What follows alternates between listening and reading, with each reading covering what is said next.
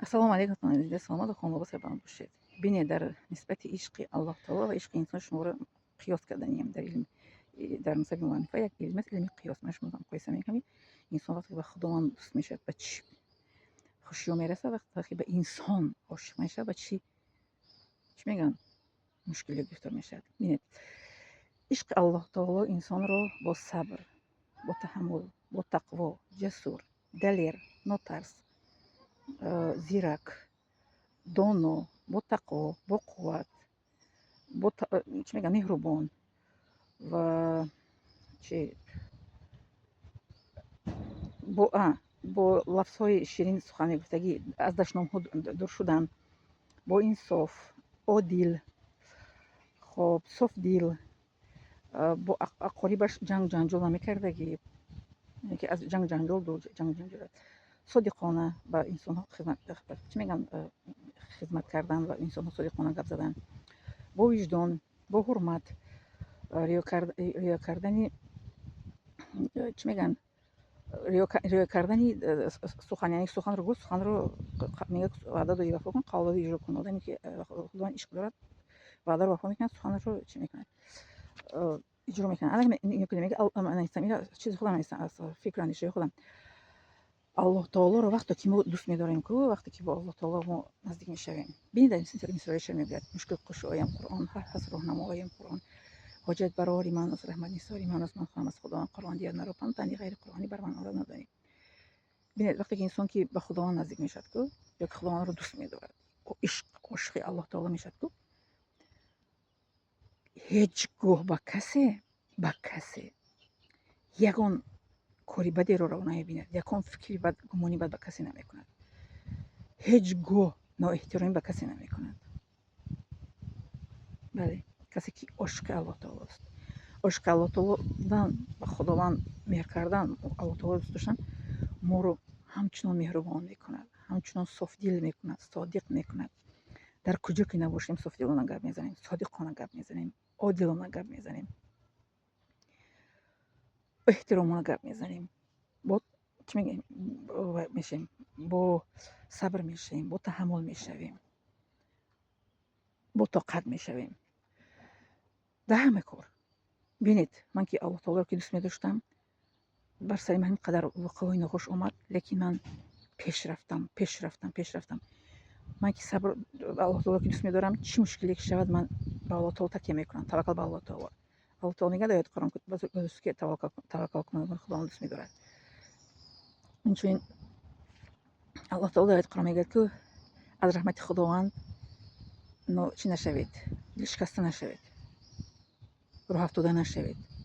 Мегӯям ки ҳар он чӣ ки Аллоҳ таоло дод неъмат аст, ҳар он чӣ ки надод ҳикмат аст. Ман дар ҳаётам бисёр корҳое ки ба ман гуфтанд ки намешавад, ман Аллоҳ таолоро ки дӯст медоштам, бовар доштам, шуд. Ба монанди ман гуфтам ки забони арабиро ёд мегирам. Бисёр инсонҳо шубҳа мекарданд, бовар надоштанд ки ман забони арабиро ёд мегирам. Ман гуфтам ман бовар дорам аз Аллоҳро дӯст медорам, забони арабиро бо пуррагӣ ёд гирифтам. ва ман духтурҳо гуфтанд ки ту гӯдакдор дигар намешавӣ. Ман гуфтам ки ман бовар дорам, Аллоҳ таолоро дӯст медорам, ӯ ба ман фарзанд медиҳад. Фарзанддор шудам. бовар доштам ки шавҳар мекунам, пас аз таҷовуз бовар кардам, Аллоҳ таолоро дӯст доштам, шавҳар кардам, сабур шудам. Мисли ки он нависаст кӯдакам интаре ки як зан 57 сола пас аз таҷовуз зинохӯру сигаркашу фоҳиша шуду ҳама хел ахмақ шуда рафт дар Тоҷикистон.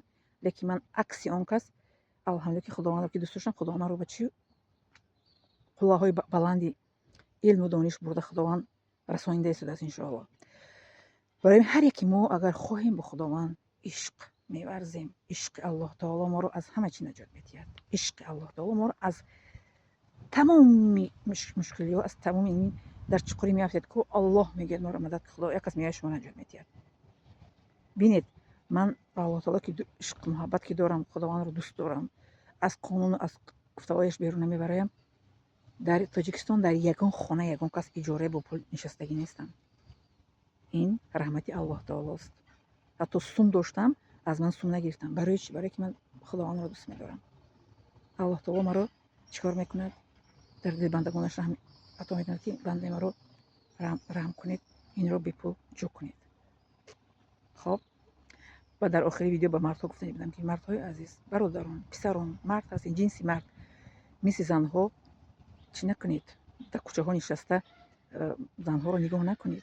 من میبینم در حیاتم مردها میشینن از نوک کیسه‌تون کوچه نگاه میکنن. این گناه است. حالا که شما میگید که مردها جور میزنید در همه کامنت‌ها که اکثریت اهل دوزخ زنها هستند، حالا که در آیات قرآن آمده است که مطابق قنیم سخنی که میگن که همه اهل دوزخ زنها هستند، در آیات قرآن میگه الله تعالی فرمود که زن و مرد چگونه عملی میکنن الله تعالی یک خل آنها ثواب میده، چه گناهی کنن یک خل جزا میگیرن. برای همین در اصل 21 مردها از زنها فرق نمیکنن، می نشینند و غیبت میکنن. التماس دوری بجوید. پیغمبر محمد صلی الله علیه و میگه که کسی از شما منکر رو دید با دستش با زبانش با دعا باید که چی کند، آن را اصلاح کند.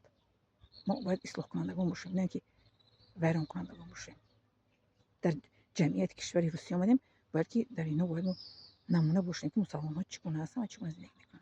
پس مردها مثل زنها که غیبت کنند و سخنچی کنند، فرق چی میمونه؟ فرق چی میمونه بین مرد و زن؟ خداوند شما را مرد آفریده است، شما جنس مرد هستید، زن نیستید که. زنها میگن که چی از تخم شیطان است، میگن خب اساس نداره دیگه. زنها کسب زن است، این غیبت کردن سخن چی در آیات قرآن آمده است، لیکن کسب مرد نیست. این در هیچ کجا آمدگی نیست که کسب مرد باشه، لیکن به خودتون کسب کرده اید. این رو دوری بچید از این چی. برای من چی میگم این مردها رو مردکل لبی آب، زنکل لبی آب بودن، از 21 مردکل لبی آب شدگی. متاسفانه می ندارم شما.